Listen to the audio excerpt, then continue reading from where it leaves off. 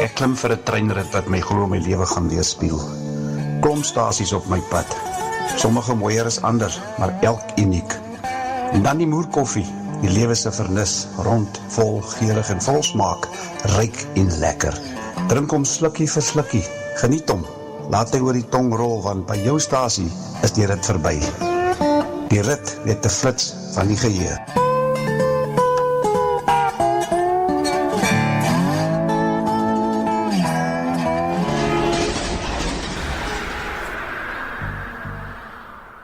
Yes, my ou vriend, hoe lyk dinge daar by jou? Wow, vrydagoggend. Morgenoggend staat ons daai Moerkoffie Express weer op, trek ons die seiltjie af, spuit so 'n bietjie van daai Q20 daar op die stater, net vir 'n geval daar 'n bietjie vogtigheid is, en dan vat ons die trein. Ek kan nie verstaan nie, wat ryk so na rook, man. Nou, dis mos waar daar is rook, is al 4. Ek sien nou, sorry man, ek het nog nie my sigaretjie uitgesit nie. So, jammer vir daai. Maar buiten dit, daar is definitief, there's fire down below, daar is 'n brand in die enginekamer. En ons praat spesifiek vir die Suid-Afrikaanse regering, en ook baie van die staatsdepartemente. Dit hou eenvoudig net nie op nie. Dit gaan net aan en aan en aan. As jy 'n koerant oopmaak, of jy maak jou internet op, die nuus oop, en al die nuusagentskappe en so, dis net die een ding na die ander ding. Ons het nou hierdie week gesien dat Guyton McKenzie is nou in die spervuur, en Guyton McKenzie het hy moet bond staan. Ja, hy moet bond staan, hy moet verduidelik. Wat is sy rol in hierdie beskuldigings, hierdie drakkartels en so. Nou, ons weet mos nou Guyton, ons hou niks teen hom nie, ons weet hy was in die tronk van 'n vore en hy het basies op aanklagte gestaan van gewapende roof en al sulke tipe goedes. En hy het uitgekom en hy het sy lewe omgedraai, het was die aanwasbedeling, hy het al hoe groter geraak, en toe word hy op 'n call deur die president, word hy aangestel as die minister van Arts, Sports en Culture. Dit klink amper soos om wyn by 'n broodpudding te gooi. Arts, Sports en Culture. Interessante portefeulje. Maar nietemin, hy het sy lewe omgedraai en hy het natuurlik besluit toe hy aangestel word, hy gaan nou hierdie toonbeeld, maar kyk, 'n minister van sport moet mos hom in shape wees. Help julle maak my minister van sport nie. So, die ding is, toe hy begin en geoefen en hy dramaties gewig begin verloor. Hy tot Isak Du Plessis die stryd aangesê en gesê, kyk vir my, hoeveel gewig gaan ek verloor. Ek gaan nou hierdie typiese toonbeeld raak, die Rocky figuur of Schwarzenegger figuur gaan ek nou raak. Maar ek sien die lewe is goed. Maar ja, hier was die president nou die dag by 'n rede wat hy gevoer het daar in die Noord-Kaap met die verskuiwing om mense, ek neem aan dit is koei mense, weer oor te begrawe, uit museums uit te bring, daai ou gebeendere en goed is weer oor te begrawe, waar hy vertel het, hoe hy vir Guyton gebel het, en luister nou mooi na die movie wat Guyton gekyk het, Bad Boys. Baie dankie, program directors, the Minister of Sports, Arts and Culture, Minister Guyton McKenzie, who, when I appointed him, I called him, and well, he had been told that I would call him. I didn't call him for a few days. He had given his phone number to his protectors, and they started laughing at him. They say, "Oh, jy het gesê die president gaan jou bel. Hy het jou nie gebel nie." So when I called him, he was in a movie house. And I asked him, "Where are you?" He says, "No, I'm watching a movie." I'm in a movie house and say, which movie are you watching? He said, Bad Boys. Daar het jy dit in die perd se bek uit. Die president, hy sê toe hy vir Gayton McKenzie bel toe sy in die movie was. Hy is om Bad Boys te kyk. Ek wonder wie was saam met hom wat Bad Boys gekyk het. Maar nou ja, op baie noot, ons weet nou nie wat gaan gebeur nie met al die beskuldigings van Gayton McKenzie wat blykbaar na bewering betrokke is by drakkartels. En ons het mos so gesien, toe Kenny Kunene, toe hy eendag sommer daar opgedaag het by Katie Molefe se huis. Sien is al die kyk manne, Katie Molefe en Kenny Kunene en Kat McClala met 'n C gespel. En hierdie verbintenis, almal ontkend nou. Nee, ek het eers geweet waar hy bly nie, man. Ek het eers geweet hy bly daar nie, die president ook oor Morgan Momela. Nee, ek het altyd gewonder, daar verbygestap en gewonder, wie het hierdie pragtige huis hier gebou? Maar ja, dit is hierdie katte op hierdie stadium se game. They're all cats. So ja, maar nou, ek weet nie, jy weet, die PA van hulle totstandkoming, totdat Gayton McKenzie, minister van Arts, Culture en Sport, of Sport, Arts and Culture, of Sport, Culture en Arts, of wat dit ook al genoem geword het, so by net 'n vreemde mengsel van goed. Maar hy het nou onlangs aangekondig dat ons gaan blykbaar baie moontlik waarskynlik gaan ons die Grand Prix in Suid-Afrika hê in Kaapstad. Benny Ecclestone nog. Hy het jare al vir ons beloof ons gaan die Grand Prix kry. Dit is natuurlijk 'n goeie inspuiting vir die ekonomie in die Weskaap, wat is oorwegend, want wie kan daai donderse kaartjies bekostig anyway, 4, 5.000, 10.000 rand 'n kaartjie per dag, whatever dit ook al kos. Maar, die ding is dat, dis 'n goeie ekonomiese inspuiting. Nou, Benny het altyd gesê, we'll bring the Grand Prix back to South Africa. Tot ons het die Grand Prix van tevore gehad, door die jare ook Kyalami, in die 70s en so aan.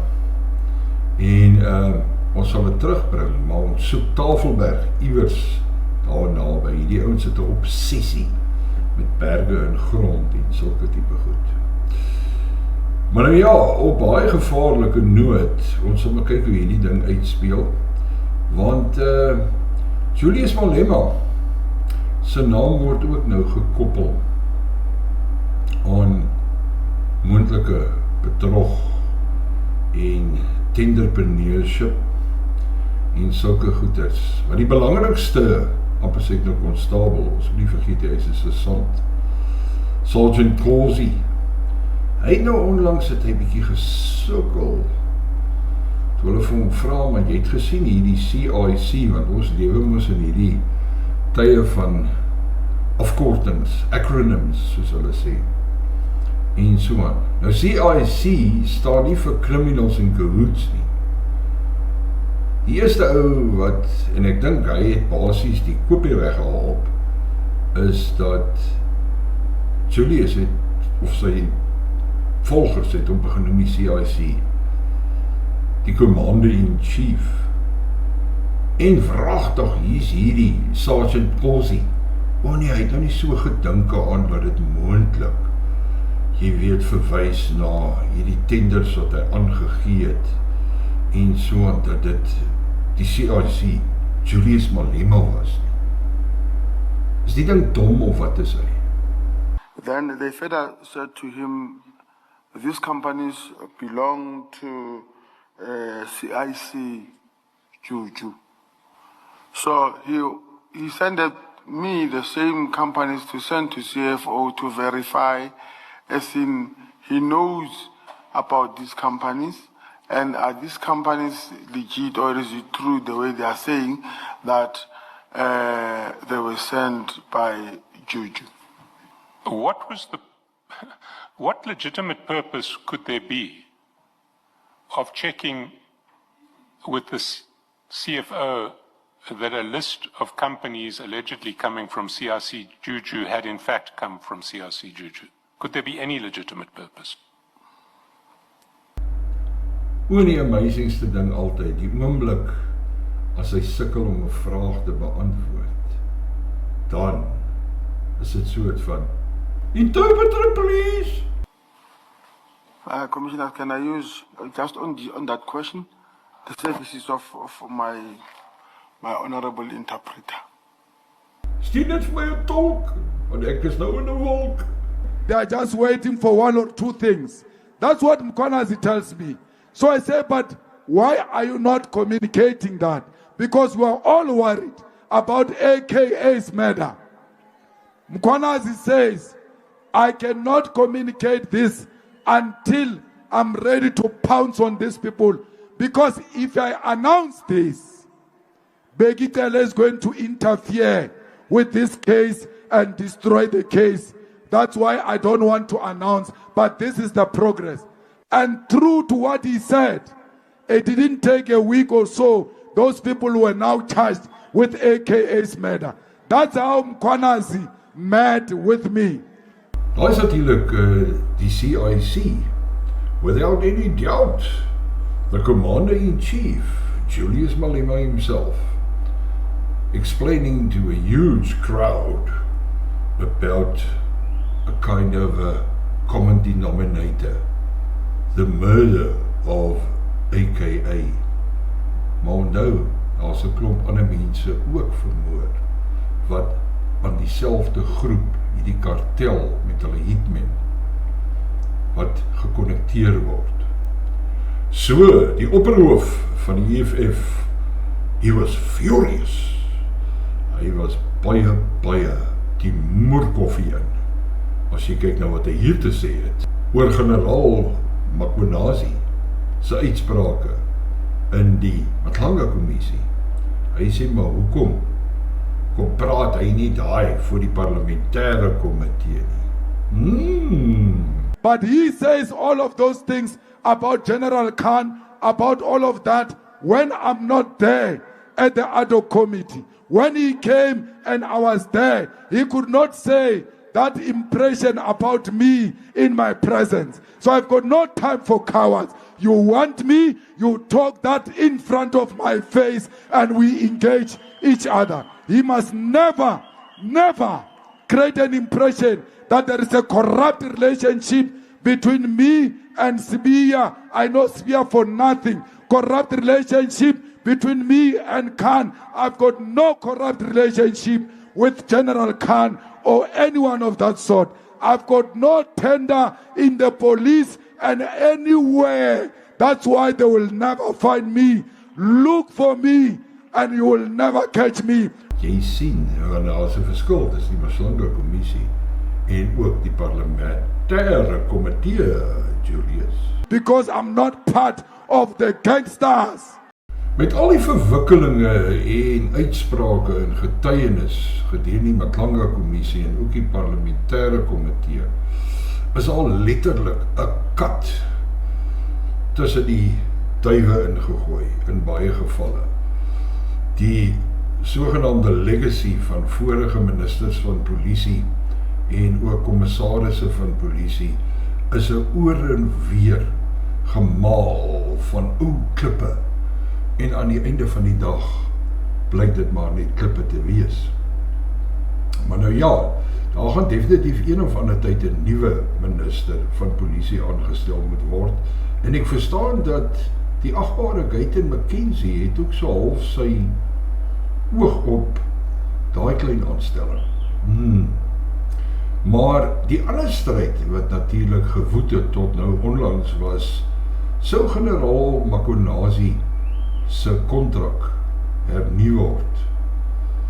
Wat sy kontrak was so op die drempel van, ja, dis uitgedien, dis finaal, dis klaar.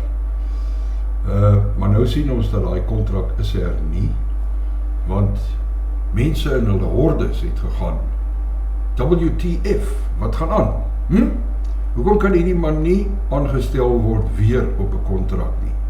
Dit terwyl die kommissaris van polisie, die hoogste amp, hierdie man, Fanny Masemolla, se toekoms as kommissaris baie bleek lyk. Gaan die president uitkom met sy cavalry en hierdie man probeer red of nie?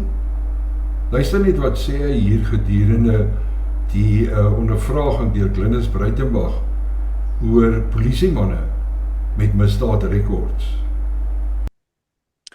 And then, General, tell me, are you aware of how many members in the police force have criminal records?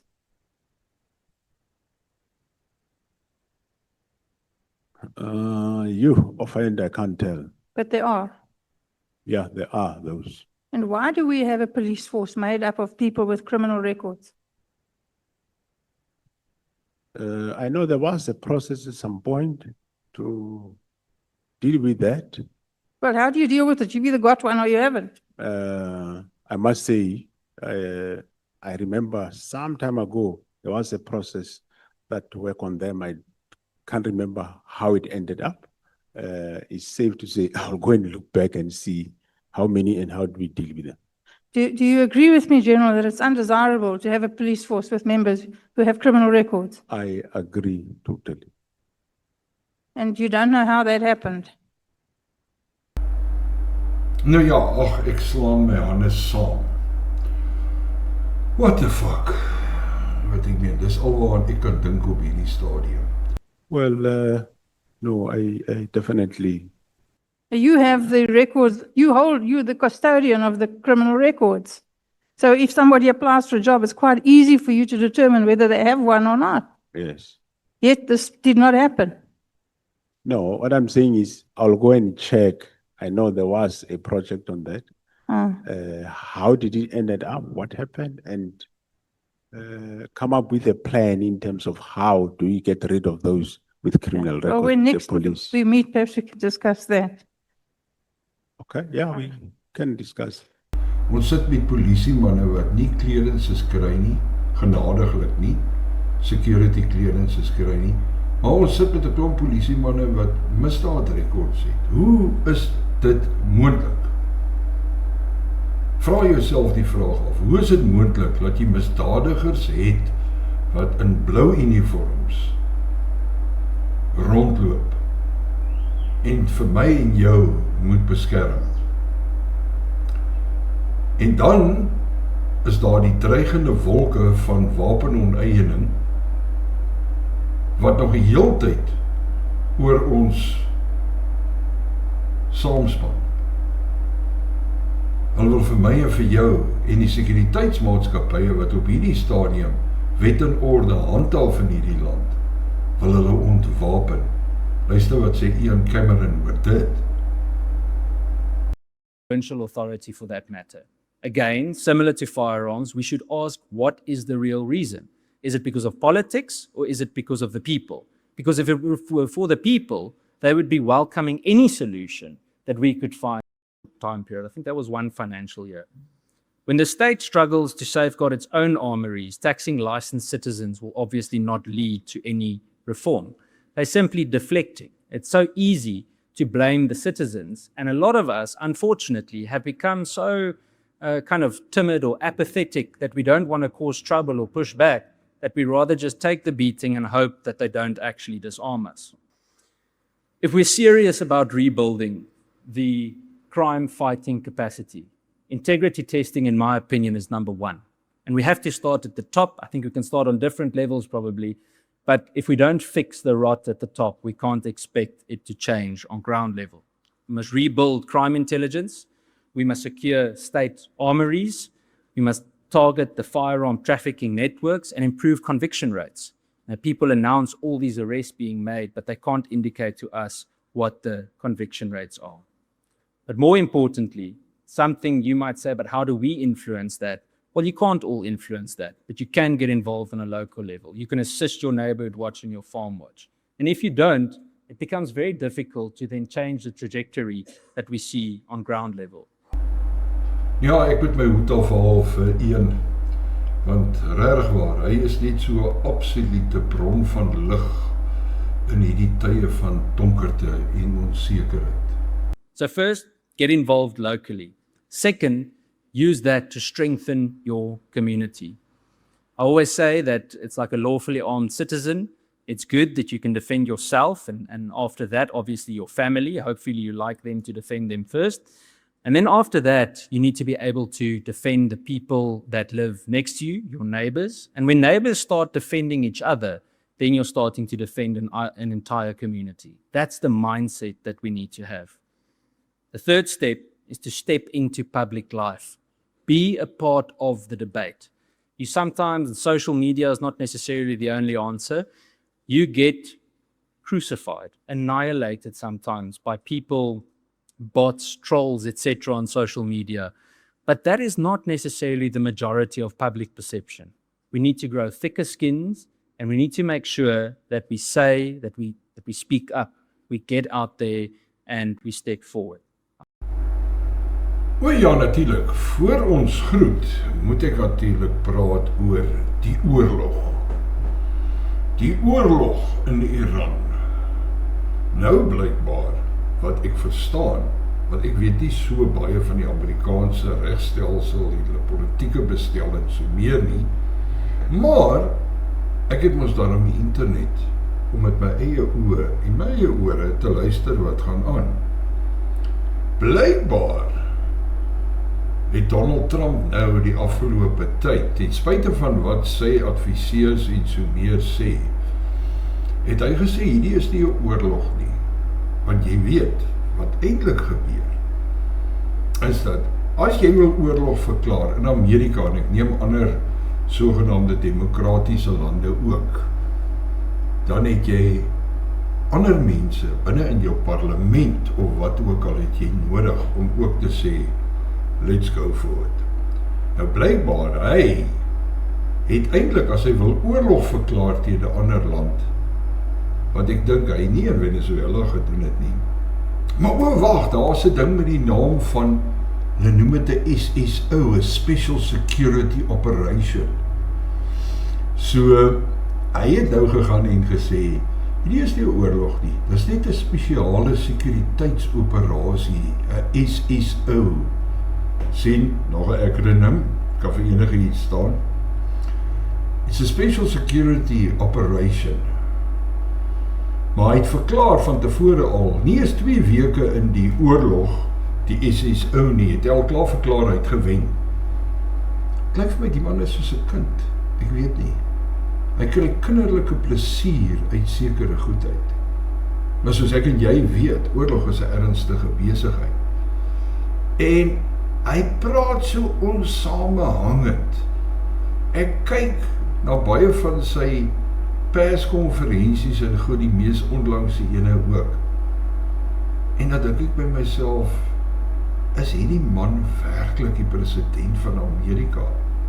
Of is hy dalk soos hy vrou gesê het nou die dag tydens een of ander Joodse vieringe? Dis die vrou wat blykbaar vir 250 miljoen rand gegee het vir sy vorige verkiesing. 'n Joodse vrou en haar man, maar sy is blykbaar, die man is blykbaar oorlede. Toe het sy mos gesê, Donald Trump is the first American Israeli president, or the first Israeli American president.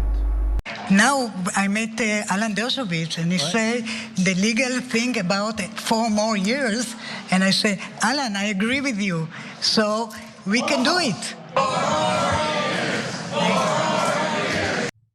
It's not a matter, like I say, there should be no doubt, it's not a matter of we making this up or something.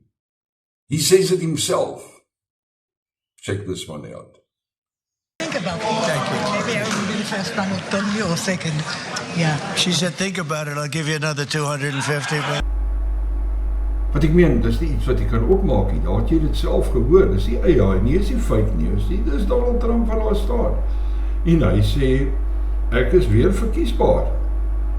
Gee my nog 'n kans, maar gee my net nog 250 miljoen, wat terug by die SSO, die Special Security Operation. Not a war, Special Security Operation. verwar almal met die, ek noem dit sommer plain tos, man, wat hy praat. They have no Air Force left. They have no anti-aircraft equipment left, no radar left, no leaders left. The leaders are all gone. Nobody knows who to talk to. But we're actually talking to the right people, and they want to make a deal so badly.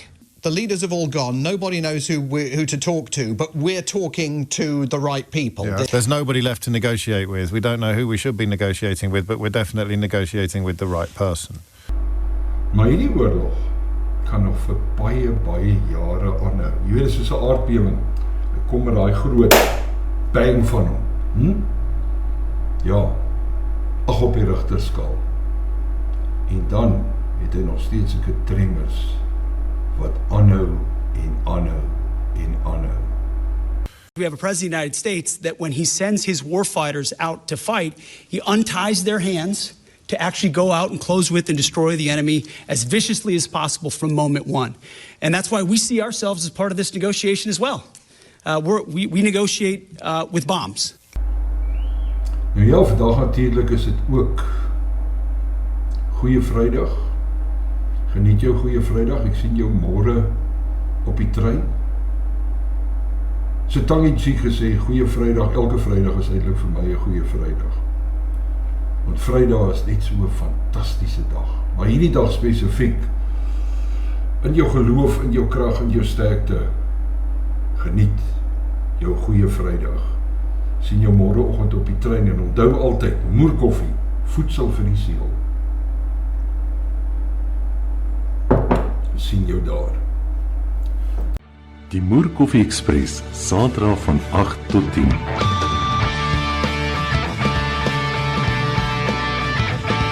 Een ontbijtprogram met 'n verskil.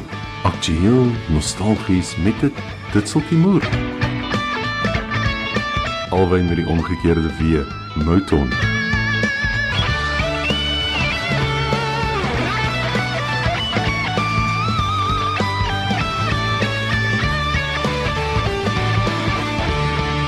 Net hier op Radio Suid-Afrika. Radio South Africa. Your voice.